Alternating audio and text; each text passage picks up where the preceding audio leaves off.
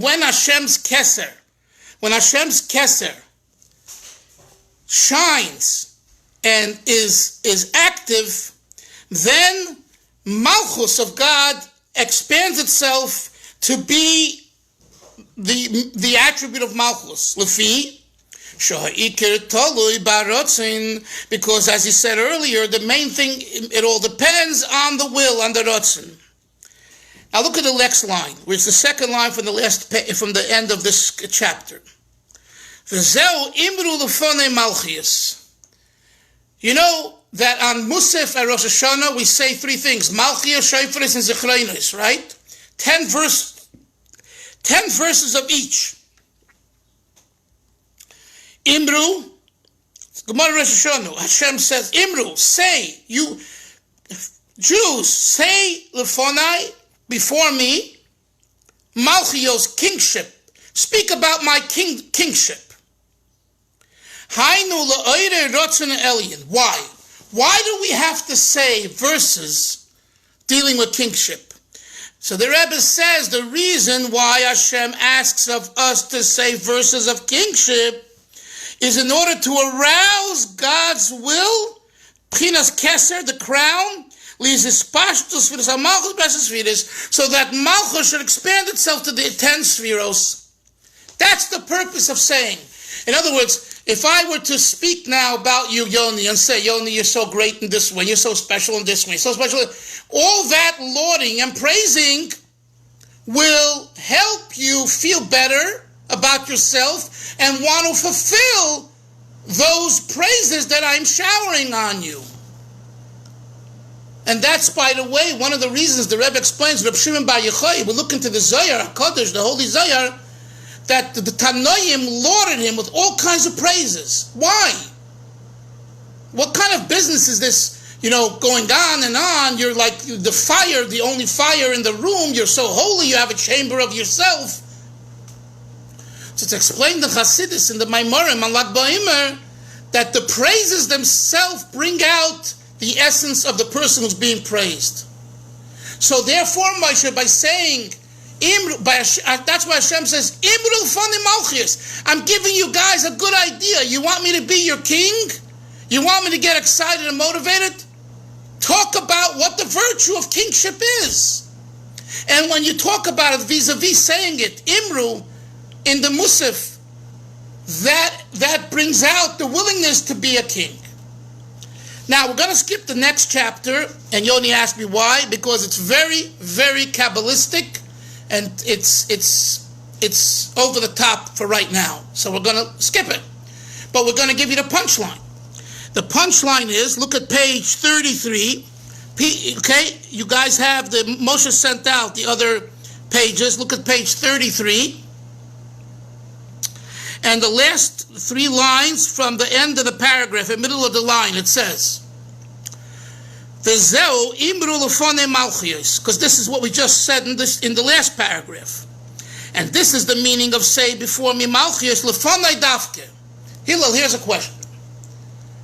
It would be grammatically correct to say, Imru, Hashem says, say, all of you say, Malchios, verses of kingship.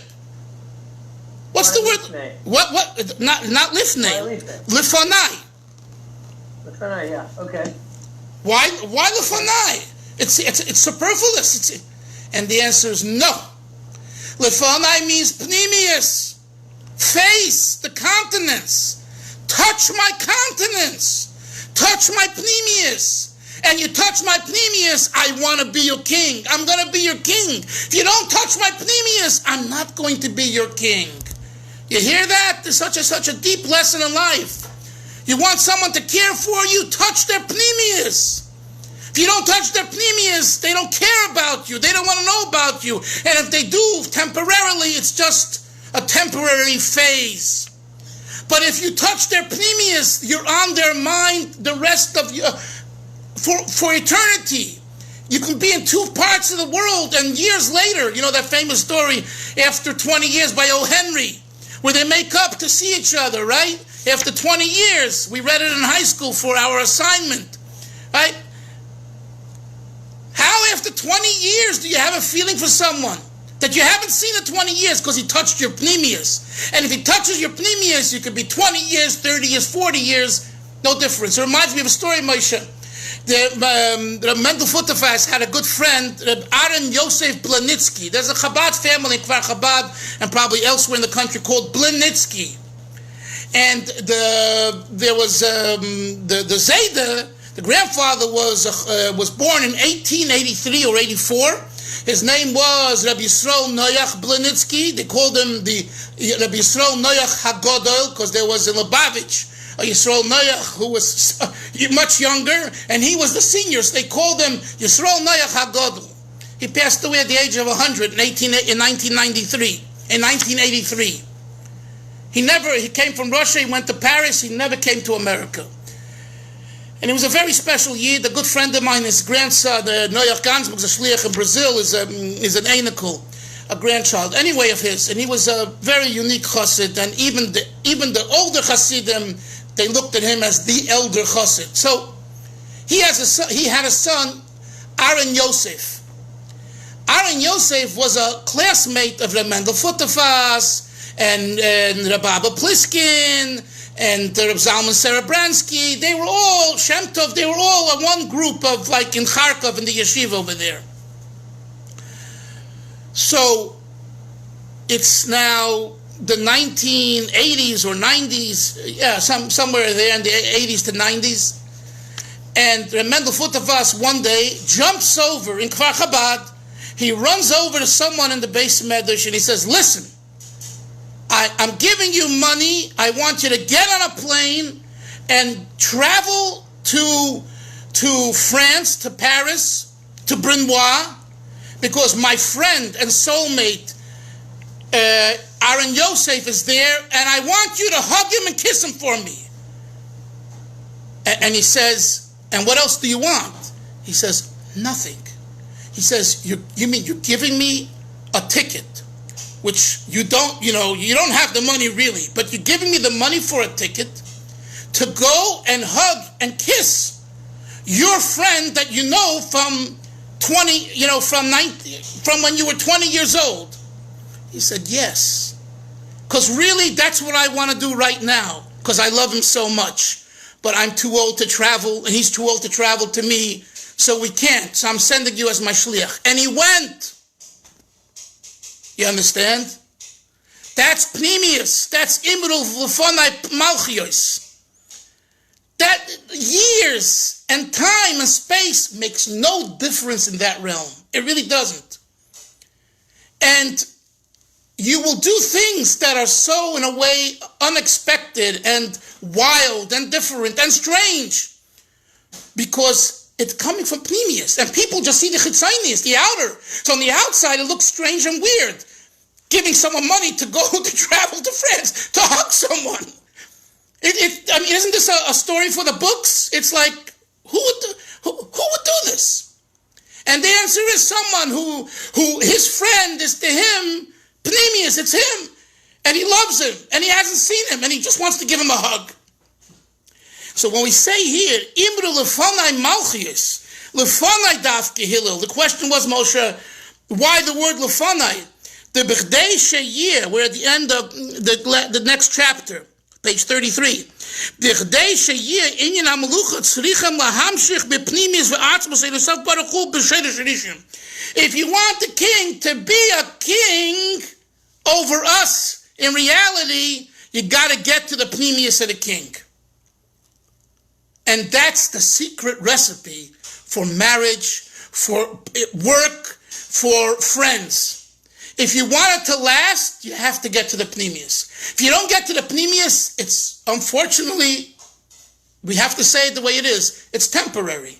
And by the way, temporary means you can live all your life that way, but you haven't bonded. You haven't really bonded.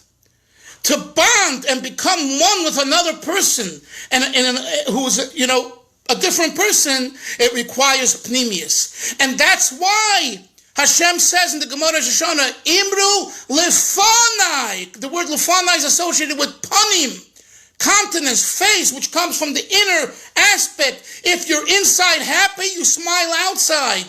If you're inside discontent, you look upset on the outside. So that's why Hashem says to us, Chevra, you want me to be your king? I need your pnimius. If you don't give me your pnimius, I can't be really your king. You know, I can be a controller, I can be a CEO and all that stuff. But at the end of the day, I could fire you. Who has job guarantee? Who? No one is sure, right? The answer is no one is sure if you're living with chitzonius. But if you're living with pnimius, then just like a person won't hurt their own finger, they won't hurt you. If they hurt their own finger, either they're justified or they're not normal. One of the two. And sometimes it's justified for whatever reason. When Rabbi Amnon was willing to have his mouth, and then his fingers cut off because he said he would think about, God forbid, converting, that was very real. He took it so personally. He said, what kind of Jew am I? How can I even for a moment say I'm going to consider becoming a goy chas v'sholom? So, pnimius and pnimius takes work.